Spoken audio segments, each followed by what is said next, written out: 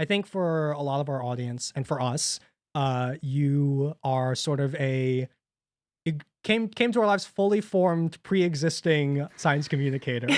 But obviously that's not true.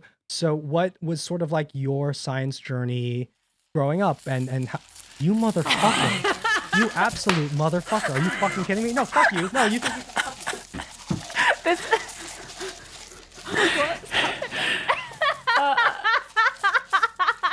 This is not gonna make that.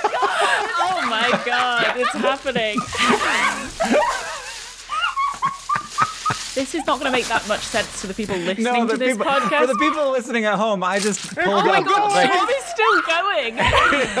I just pulled about 30 feet of tissue paper out of my mouth, and then Tom went over it. Got a Mylar one that's probably 120 feet. It's just going to keep on going. Re-revel this at the end, Tom. No. Oh my What god, is happening? This one's so much better than mine. eat my wow. fucking ass, Hank. Oh my god. Jesus. God, you got to tell me who your supplier is. Who's your I know a mouthful guy. supplier? I know a clown. Jesus. Wow. That's a reference to a conversation Tom and I had once in a Mexican restaurant. Maybe I'll cut this out, but for some very brief context in case we put this in.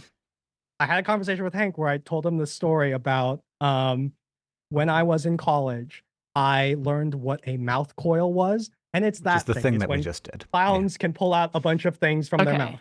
And because I was a socially anxious kid who wanted to make friends and was very scared, this was gold to me because I was a theater kid. So this is like a pre-packaged bit. Caroline is laughing and nodding because they know I'm like this is and very cringing a almost li- yeah. cringing actually. At this one is for you. this is like a great short first story to tell therapists is this story. So I love that for you. But I was like, wow. oh, this is great. Like, like you want to make friends in the cafeteria or like after a class. It's like the thing because people haven't seen it before. So I was like, this is cool. But the problem was You thought it as was I cool? the problem was Caroline. as I started to run out, it was delightful. People did like it. I would have liked problem it. was- Okay. The problem Cute. was Yeah. as I started to run out of them, I started to have such anxiety because I would be in a group of friends and I'd be like, Terminator. So I'd be like, okay, he's seen this before, but he really liked it last time. She hasn't seen it, but she doesn't seem like she's that into magic. So maybe I won't save one of the few because Caroline, I have never successfully rewrapped them. They are pretty, sometimes they are, most of them are considered one-time use. wow. So I had a set of them and I was running out. And the thing that happened is when I finally ran out, the literal thought in my mind was, how will I make friends now? Oh, Tom. And I've never made a friend since. Oh, Tom.